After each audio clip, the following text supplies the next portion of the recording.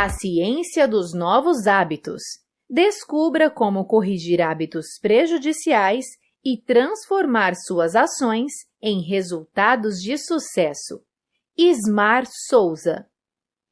Neste livro, você vai encontrar técnicas, exercícios e conceitos sobre a teoria da ciência dos novos hábitos, a fim de obter sucesso em sua rotina. A importância dos hábitos. A ciência dos hábitos é uma ideia do pesquisador norte-americano B.J. Fogg, que consiste na possibilidade de transformar práticas do dia a dia em novos hábitos. Dessa forma, o autor Ismar Souza compartilha as formulações e exercícios que podem colaborar com grandes mudanças em sua vida. Segundo os pesquisadores, quase a metade da nossa rotina é constituída por hábitos. É como se estivéssemos no piloto automático durante quase 10 horas por dia. Os hábitos são aprendidos e usados normalmente. É impossível viver sem eles. São nossas ações repetidas com frequência, de forma consciente ou não. É, por exemplo, escovar os dentes. Um hábito pode ou não atrapalhar a vida da pessoa. No caso, a pessoa ainda consegue decidir por mudá-lo. Diferente dos vícios, onde a pessoa se torna dependente e perde o controle da situação. Segundo Charles Duhigg, para você mudar um hábito ou para obter um hábito novo, existem 4 condições. Primeira, estabelecer um sinal ou gatilho. O gatilho é uma situação favorável ao novo hábito.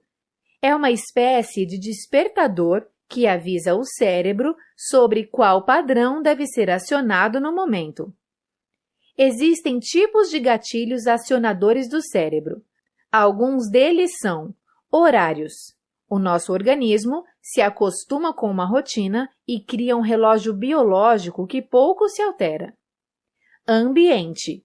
Muitas vezes, o local em que estamos define o que vamos fazer. Pessoas. A companhia de determinadas pessoas pode facilitar algumas respostas habituais.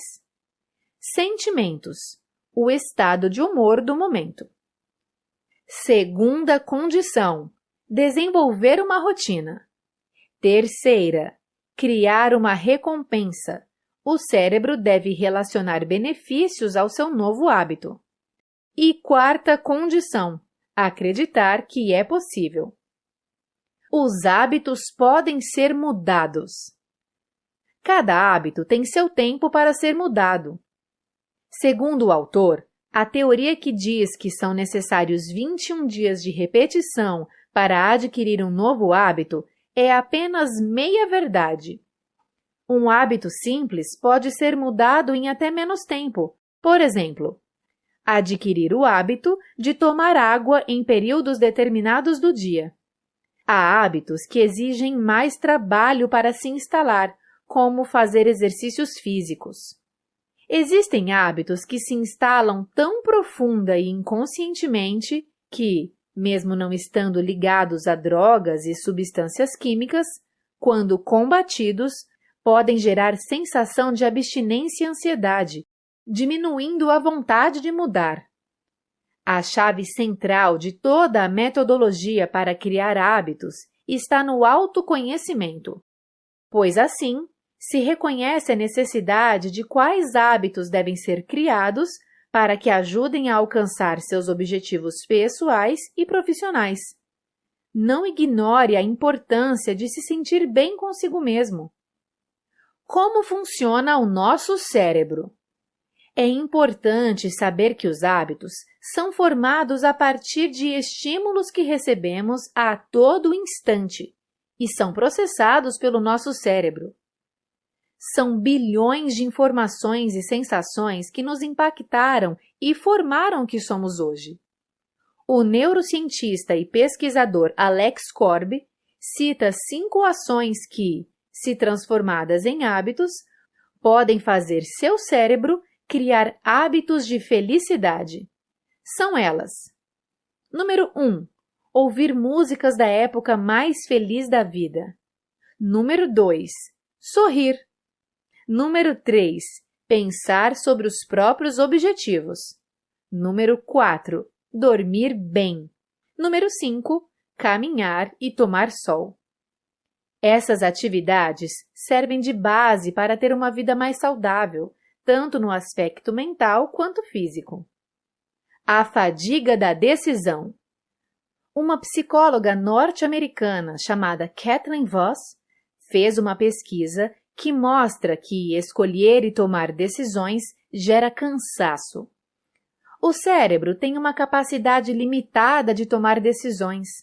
Conforme somos obrigados a tomar muitas decisões, a capacidade do nosso cérebro se reduz temporariamente. Outra coisa interessante é que a necessidade de dormir deve-se à necessidade do cérebro de parar de tomar decisões e descansar.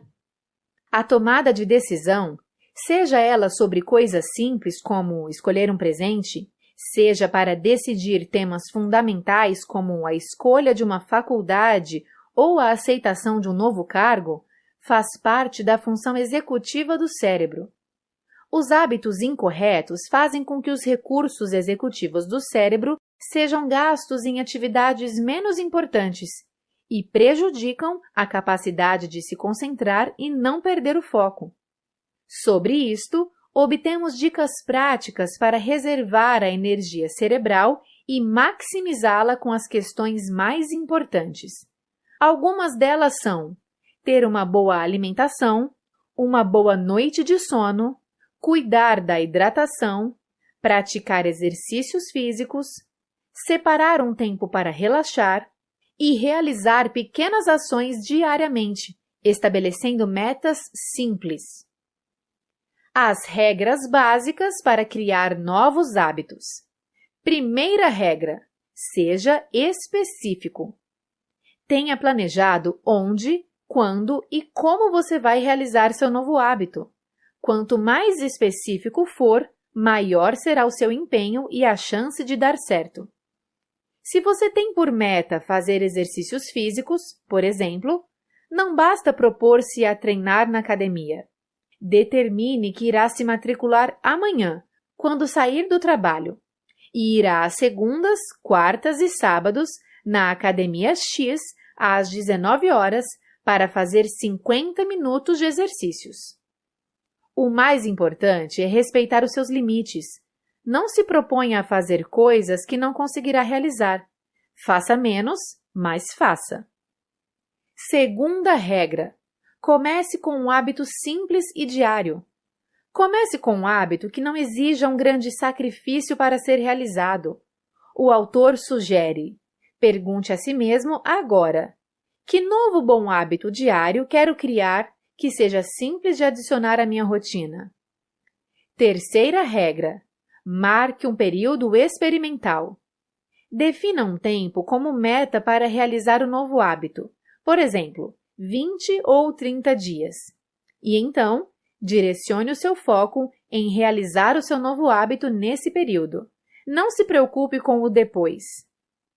Quarta regra: elimine as interferências. Considere a sua decisão como sagrada. Nada nem ninguém deve ser obstáculo à sua realização. Não se deixe levar pela tentação de substituir o seu novo hábito por outra tarefa que, no momento, pode até parecer mais importante. Quinta regra: escolha hábitos complementares. Busque hábitos de apoio complementares que podem sustentar o seu novo hábito. Por exemplo, se você quer mudar a sua alimentação, você também precisará mudar a forma como faz as suas compras, a fim de garantir que você tenha em casa os alimentos certos para substituir os que você quer evitar. Objetivos e hábitos. Os objetivos é que dão senso de direção, definindo a finalidade para seus esforços. Aí que deve estar o seu verdadeiro foco, pois o seu objetivo é o motivo para estabelecer novos hábitos. Em outro livro do autor, chamado Como Definir Objetivos Claros e Gerenciar Projetos Pessoais, ele conta sobre uma metodologia profunda para alcançar a realização dos seus sonhos.